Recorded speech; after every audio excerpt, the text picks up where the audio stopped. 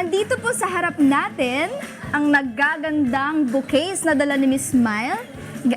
Una na po natin mapansin ito dahil hindi usual na nakabalot sila sa papel at ribbon. Ang mga bouquets po ay iba-iba na lalagyan. Bakit po ba ang naisip niyo pong ganitong gimmick? Well, at Famous Flower Shop, kasi we're always excited to make unique arrangements and special arrangements for all occasions.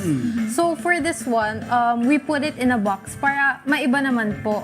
And then here, it's like, it's the best or nothing. Hindi yung pwedeng-pwede na. Like, pwede na to. Hindi pwede yun sa amin. So we usually base it dun sa personality ng client and how are we going to arrange Customized po. Yeah. it. So they will be surprised. Nice. And when did your business start? Kailan po nag-umpisa ito? At saka, kailan po ba dalawa talaga ang magkasosyo, nag-umpisa? Yes po. Very recent. Started just this October 1. Oh, Yes po. baby pa. Yes po. Baby pa. Pero how has it been so far? So far. doing good. Yes po. It's doing been good. good, yes. Doing good. Napansin ko po, iba't ibang klase yung mga bulaklak na ginagamit din natin, hindi po ba? Ito po bang ating mga bulaklak ay locally sourced o ito po ay mula pa sa iba't ibang mga bansa? It came from other countries. Like which countries, ma'am? The famous always use the imported flowers. So Opo. because you want to make it stay longer. Oh. If you use imported flowers, it Opo. lasts like 5 to 10 days. Opo, okay. Kasi hindi naman po sa dinidiskwento natin yung mga local But we use flowers. local also for Opo. day events. Ayun. Yeah, So the we day also events for use- local. Yes. Yeah. Kailangan tagilikin natin of yung course, sarili yeah. natin. For the day event, mas marami yun. Oh, yun. Mas marami yun. That's the wedding, Opo, everything. opo, yeah. okay. They do. Okay, Yeah. Jan. Ma'am, balita po namin, isa ka rin daw pong law student. Yes po. Papaano po niyo pong napagsasabay ang pag-aaral at ang itong negosyo niyo po? So for me naman po, I'm a full-time law student. So Okay, anong year mo na? first year pa lang po. San school? San Beda University. Go Betans! Manila po. Yes po. So, on my free time, dun po ako nag-update and nag-check po kung kamusta na po yung business. Yes, Then, yes. since kami po ng mom ko, siya po talaga yung nag-help sa amin. We're partners, so we're operating the business together. Opo, oo. Yes Patok po. na regalo talaga ang bulaklak kahit kanino, kahit saan, ano po, kahit anong Yes. okasyon, ano po. Bakit po ba pag negosyo na may kinalaman sa bulaklak ang naisipan niyo po? Kasi po... Medyo mahilig- malalim. Malalim po. Medyo, pero, Try us! Kaya natin Yes. malaliman na yan. Famous Flower Shop is actually named after my brother, Okay. who recently passed away this Okay. year. So, So sorry. every day po ata yun, we go and bring him flowers. Fresh flowers po. Yes po, ganun po. Oo, and then itong storya natin Then ngayon... we decided to put up a flower shop. Ayun na so, yun. yes. To share the love. Yes po. Not only to Flowers, the... oo. Yeah, Okay, flowers. umpisa na natin. Ito meron tayong demo ito. Baka makikita natin ito itong nakikita natin ito, meron tayong mga roses. Ayan, would you like to start? Ayan Okay, po, ano mga yes tips po. na maaari natin makuha rito? Tips. Okay. Para maging Okay, long-lasting ang mga natatanggap nating bouquets. Yun ang una natin malaman eh. Okay, Paano ba yun? so How to make it long-lasting. pag nag-receive ka po ng roses, first you have to refresh it. Ano po ba ibig sabihin pag i-refresh? Okay. So first, we're going to cut the stem. So, usually ang pag-cut ng stem is diagonal lang. Ayan, bakit po? Alam ko na kung bakit diagonal. Bakit? Para madaling ma-absorb Yes, masip yung water. Di ba? masip Kapag yung water sa- diagonal Yes siya. po. True. Yes. Oo nga. Pero, bakit po kailangan putulin yung stem? Kasi po, ito ang tanong ng lahat eh. Naiintindihan po natin kung napadiagonal. Pero bakit po kailangan putulin? Pati na lang po pwedeng i-recta na lang po. Nasabi niyo na po. Yun. Okay? Sa mga nagtatanong, yun ha? Yun ang sagot. Oh, yeah. Tama. Para madaling makasipsip yung flower. Yes po. Yes. So the Oh, second tugot na step po, ha? na gagawin natin is to remove the leaves. Okay. So, tinatanggal ang leaves kasi pag nababad po siya sa water, bumabaho. Pag bumabaho, nagfo-form ng algae. So, we don't want that. Nag-decompose kasi siya. Yeah, so Compost ang siya. important is if you're gonna put it sa vase, is walang mababad na leaves sa water. Okay. Kung halimbawa mayroon tayong vase, ayan, sana sometimes may vase tayo. Ito. Gamitin natin, ito kunyari. Kung halimbawa, ma'am, mga beautiful ladies, conforme po ba sa vase o sa vase yung pong ating bulaklak na ilalagay, dapat po ba matangkad? Pag matangkad ang vase, dapat po mahaba ang stem? Ganun Yes, po ba? so it depende sa design eh. O yan, pakita natin yan. Yan. Okay, kunyari may tubig yan. Okay.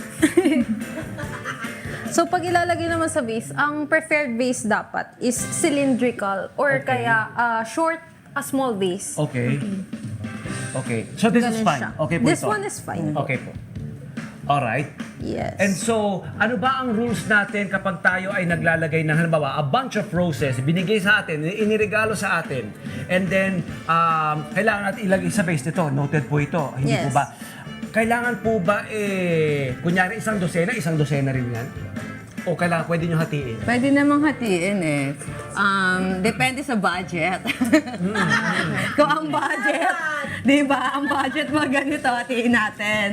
Siyempre, most expensive ang Ecuadorian roses. Yes. Yeah, super. Tapos po, nilalagyan po ito ng foam sa loob, di ba? Pag nilalagyan ng water. we use foam, pero kung sa bahay gagamitin, better to use water. Just water. Kasi You don't direct need to na put yan like eh. foam Opo. inside. The foam kasi pag ibibigay mo lang talaga. Okay, But for okay. at home, better to use the water. The foam kasi hindi mahirap naman ibigay ito nang may tubig eh. Opo. Mas maganda yung may floral foam. Nice. It looks good. Ganda-ganda. O, Jam, may katanungan pa po si Jam. Ayan po. Ano po, gaano po ba kadalas kailangan palitan ng tubig sa flower vase po? Every 3 days? Every 3 to 4 days. Tuwing ikatlong araw daw Yes. po. Ayan. Yes. Okay. Okay. At saka, ito po mga bulaklak. Alam niyo po, hindi naman po lahat ay may alam or maalam sa bulaklak o sa halaman. Kapag ikaw ay niregaluhan, dapat ba ito ay itapat mo sa ilalim ng araw? O kailan bang Hindi indoor po. siya the whole time? Opo. Kailangan nasa room temperature lang siya. Room temperature. Kasi Opo. kailangan niya medyo malamig. Pag nasa araw siya, baka ma-decompose, malanta, Opo, ganyan. opo, agad. So, kailangan talaga lagi ng malamig na place. Ito po ma'am, Okay. depende po ba sa flower yon sa climate? Lahat ng klaseng Lahat po ng flowers. climate. Opo. We have to take care of them. Kasi po mga kasabihan na ba yung sunflower, kailangan nakaano siya sa light, gano'n. Actually, For roses po, dapat talagang hindi siya tinatapat sa Sa- sa sunlight kasi iitim po siya, magda-dry po siya lalo. So wag din itatapat sa electric Wag fan, din. dapat room temperature or Tutuyo like rin in a siya. cool place. Okay. Yes. Okay. Ito po ba, halimbawa, nasunod natin yung mga tips na ito, gaano po katagal ngayon maaaring mabuhay ang ating mga bulaklak na iniregalo po sa atin? So usually ang lifespan ng roses ay 5 to 7 days. These are usually, pero pag imported or a variety of imported flowers naman po, Yes. it lasts about 2 weeks. 2 weeks, ma'am. But especially pag nilagay niyo po sa chiller, usually 2 weeks po yun. Ito po, ano pong klaseng rose po ito? Ecuadorian. Ecuadorian. This is the Ecuadorian rose. Meron po bang mga iba't ibang klaseng, iba't ibang colors po na to? Or Yes. Ano pong mga We have- colors? They have red, pink. Iba't iba all yan. different kinds of Ay, colors. oo nga pala, may dagdag ko ba? May That one is katanungan po. May katanungan po eh. Kailangan po bang lagyan ng aspirin? Nakatutulong po bang lagyan ng aspirin?